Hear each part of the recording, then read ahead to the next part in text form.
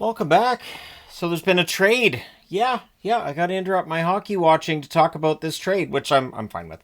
It is a relatively quiet night. There's just the 5 games on all night, and there's only one that's currently in process, and there's one about to start in a couple minutes. So it's as good a time as any to do this video. Unless I wanted to do it after all the games are done, which is late on the East Coast. So let us discuss Seattle and the New York Rangers. And I'm wearing Seattle because I believe they get the best player in the trade.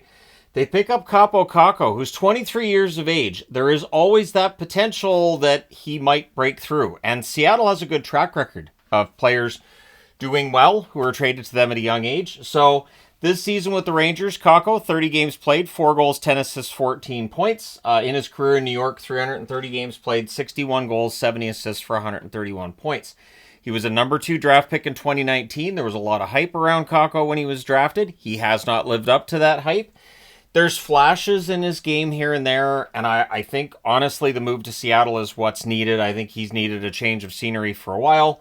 So I would think him coming out publicly and having some words about his being a healthy scratch might have sped this up. Keep in mind that the roster freeze happens tonight. So this is about the latest they could possibly have traded him.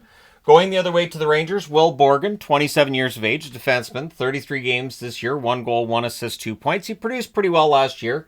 In his career, 247 games played, 9 goals, 46 assists for 55 points. Good third pairing option. I guess Seattle decided they had enough defensive depth to make this move.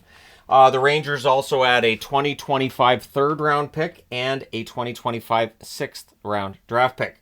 So the New York Rangers, this is, moving players around again. First they get Vakanainen from Anaheim. Now they get Borgen from Seattle. They're trying to improve that defensive depth. We know their defense has not been good enough.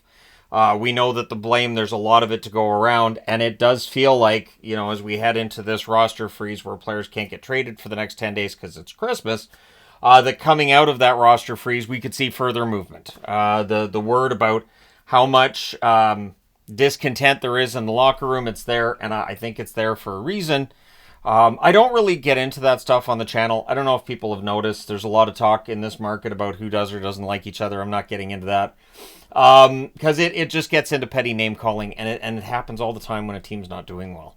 When a team's doing well, that all falls by the wayside. And right now, things have not been going well for the Rangers. So Kakko gets to take his talents to Seattle, and we'll see how he does. He's about a point every other game with the Rangers. I would think he'll score at a higher rate in Seattle because they could use another offensively minded player in Seattle, whereas for the New York Rangers, I don't think he was ever going to break into a top 6 role. So we'll see what happens. Let me know your thoughts in the comment section below, as always.